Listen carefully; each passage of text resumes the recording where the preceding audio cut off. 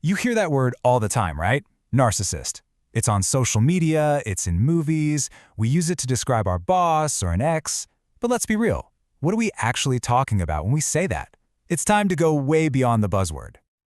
I want you to think about someone for a second. You know the type. They sweep you off your feet, make you feel like you're the only person in the universe.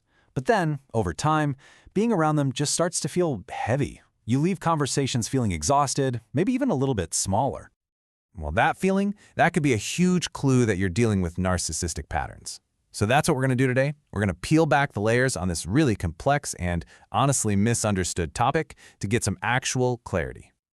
All right, so first things first, let's get our facts straight. And no, this isn't just about someone who takes a lot of selfies. We're digging into the real psychological core of it. This is the key right here.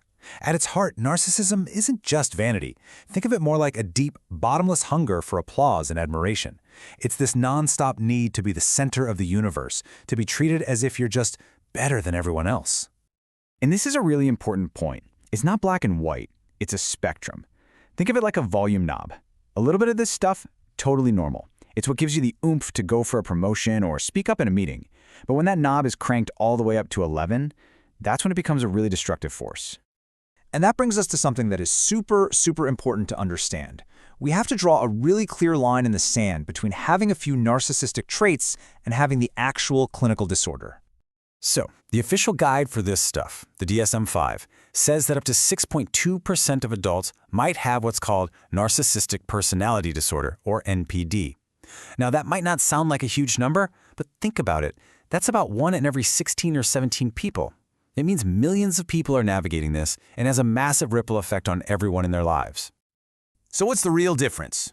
Look, we all have our moments, right? When we're stressed, we might get a little selfish. That's just being human. But NPD is a whole different ballgame. It's a rigid, long-term pattern that's woven into the very fabric of who they are. It often starts young, and it seriously gets in the way of them having healthy relationships because honestly, there's usually zero self-awareness that anything is wrong. Okay, so this is all great in theory, but how do you spot this stuff in the wild, in your actual life? Well, there's a pretty handy and simple toolkit for this. It's called the WEB method. It's super easy to remember. WEB. That stands for their words, your emotions, and their behavior. And here's the kicker. You have to look at all three together. If you only focus on one, like just their charming words, you're absolutely going to miss the full picture. So let's break it down. First up, W for words.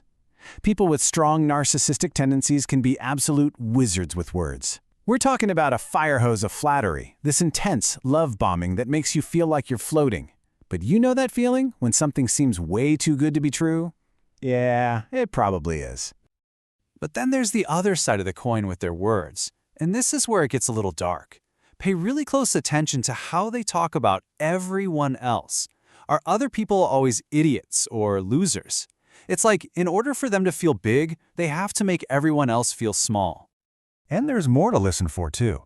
Like, are they always the victim in every story? Is nothing ever their fault? And this one's a biggie. You try to talk about your day, and somehow, within 30 seconds, the conversation is all about them again. Sound familiar? Okay, so that's their words.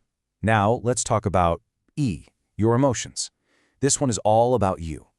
Think of your gut feeling as a superpower here. It's a critical piece of data. So you have to ask yourself, honestly, how do I really feel when I'm with this person? Is it that dizzying high, that this is amazing feeling from all the compliments? Or is it something else?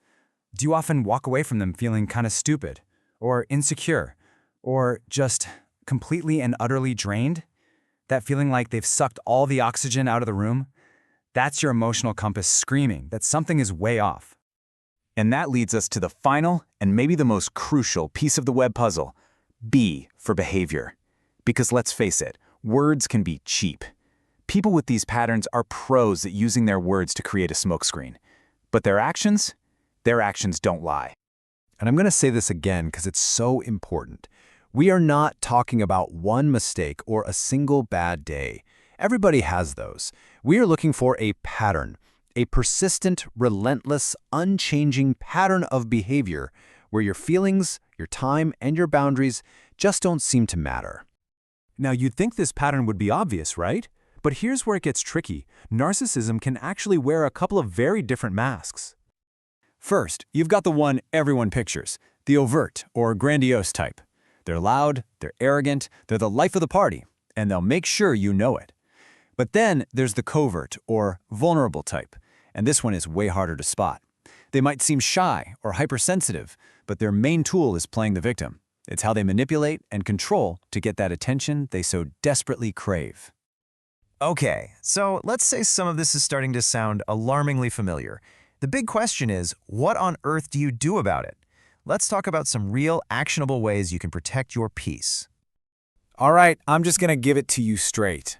This is the hardest pill to swallow, but it is the most important thing to get. You cannot change them. It's not your job to fix them, and trying to will only break your heart. The only thing you truly have power over is yourself, your responses, your boundaries, your choices.